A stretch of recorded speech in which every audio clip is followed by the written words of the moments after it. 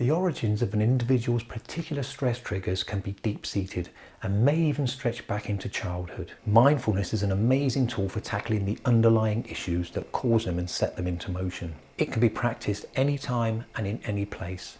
It has empowered me to make changes in my life I never thought possible. From as early as I can remember, my brothers and I lived in fear of our violent and emotionally abusive alcoholic father, which meant our childhood was very unstable and highly stressful.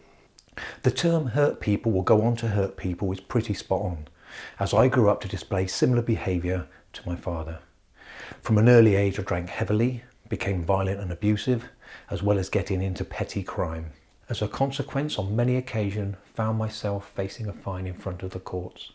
They eventually decided to put me through the penal system.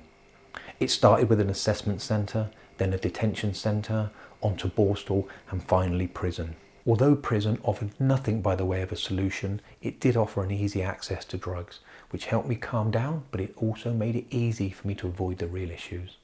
After my release, I hit drugs pretty hard, taking whatever I could get my hands on. I eventually ended up on heroin. Luckily, at around this time, I got sent on an anger management course where they taught mindfulness techniques. It set me on a journey of self-discovery that has completely transformed my life. Mindfulness taught me the techniques to create a breathing space between the negative thoughts and myself as the conscious observer. That space gives us enough time to assess the validity of the thought and make a choice on how and if to react. As this gap increased, I was able to watch more and more of the mind's activity. And once I'd learned to observe my thoughts, I could then attempt to discover where they were coming from. Quite quickly, it dawned on me that I was not only observing, but also analysing the mind. This was a life-changing revelation and a massive step towards discovering who and what I really am. If we are able to observe and analyse the mind, we simply can't be the thing that we're observing and analysing. This begs the question of who am I that is doing the observing and the analysing? I must be something other than the mind. As we become more practiced at mindfulness, we create more distance between the mind's disruptive influence and the I that is the watcher. Creating more space gives us a greater autonomy over our thoughts. We start to understand how the mind creates the time in which it needs to exist by transporting us into the past and fantasizing about the future based on the past. As there is no time in the here and now, the mind cannot create the time that it needs to exist, so it can't influence or mismanage the situation. This means during mindfulness, we are existing and drawing our energy from a different place.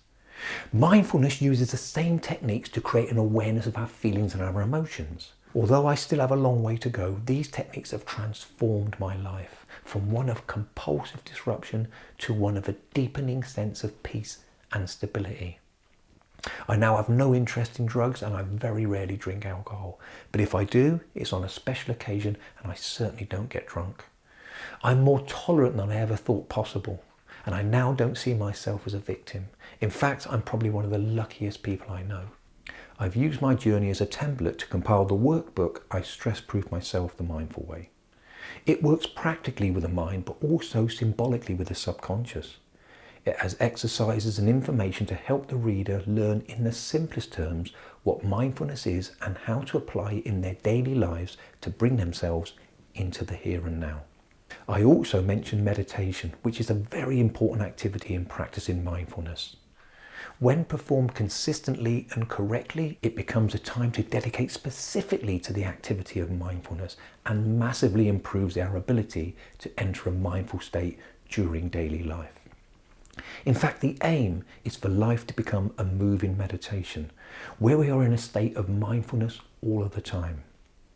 We use a technique that we have termed interconnective awareness meditation, or I am for short. It is the I am before I am thinking, I am walking, or I am doing. It is a practice designed to experience just being. Living in the moment is dealing with the reality of the situation without the mind creating the time in which it needs to fantasize and act as an obstruction. Reality may not be popular, nevertheless it is reality. And it's the reality of the situation that frees us from the limitations of the mind.